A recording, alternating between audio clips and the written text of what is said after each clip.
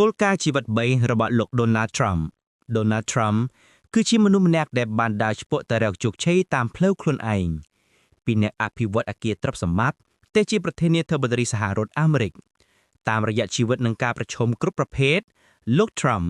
បានបង្ហាញគោលការណ៍ជីវិត3ប្រការដែលអាចជាបុព្វហេតុនៃជោគជ័យគោលការណ៍ទី1គិតធំនិងសុបិនធំ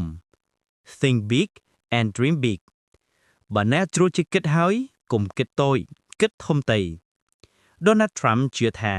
មនុស្សគួរតែមានគំនិតធំជាងគំនិតធម្មតាជោគជ័យធំ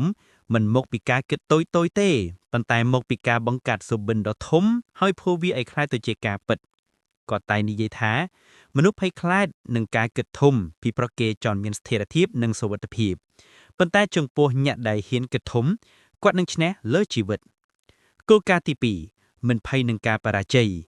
Never fear failure ខ្ញុំមិនដែលខ្លាចបរាជ័យទេខ្ញុំគ្រាន់តែខ្លាចមិនបានសាក់លបងប៉ុណ្ណោះ Donald Trump ជឿថាការបរាជ័យគឺជាផ្លូវមួយនៃជោគជ័យគាត់ធ្លាប់បាត់បង់ទ្រព្យសម្បត្តិរាប់ពាន់លានដុល្លារប៉ុន្តែក៏បានស្ដារឡើងវិញដោយសារតែចិត្តមិនចុះចាញ់គាត់បាននិយាយថាមនុស្សគ្រប់រូបអាចធ្លាក់បានតែអ្នកឈ្នះគឺជាមនុស្សដែលឈរឡើងវិញការមិនបោះបង់នឹងការប្រយុទ្ធទៅមុខជាអាវុធសំខាន់បំផុតរបស់មនុស្សមានជោគជ័យគោលការណ៍ទី3ជាអ្នកដឹកនាំនិងជាមនុស្សដែលទុកចិត្តលើខ្លួនឯង Be a leader and trust yourself អ្នកត្រូវតែជាមនុស្សដែលជឿជាក់ថាអ្នកអាចក្លាយទៅជាយ៉ាងណាក៏ដោយ Donald Trump ជឿថាការដឹកនាំពិតប្រាកដចាប់ផ្ដើមពីខ្លួនឯងមនុស្សដែលមិនជឿលើខ្លួនឯងមិនអាចបញ្ចុះបញ្ជាអ្នកដទៃឲ្យជឿលើគាត់បានឡើយការសម្រេចចិត្តរឹងមាំការយកចិត្តទុកដាក់និងភាពជាមនុស្សដែលមិនតាមទំនោរតាមអ្នកដទៃ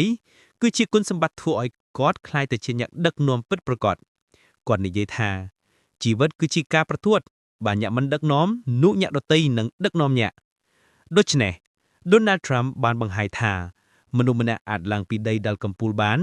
ប្រសិនបើគាត់គិតធំមិនភ័យនឹងបរាជ័យនិងជឿលើខ្លួនឯងគិតធំសាក់លបងទូបីមានហានិភ័យនិងជាអ្នកដឹកនាំក្នុងជីវិតរបស់អ្នកនោះហើយជាវិធីរាប់បែបញាក់ឈ្នះ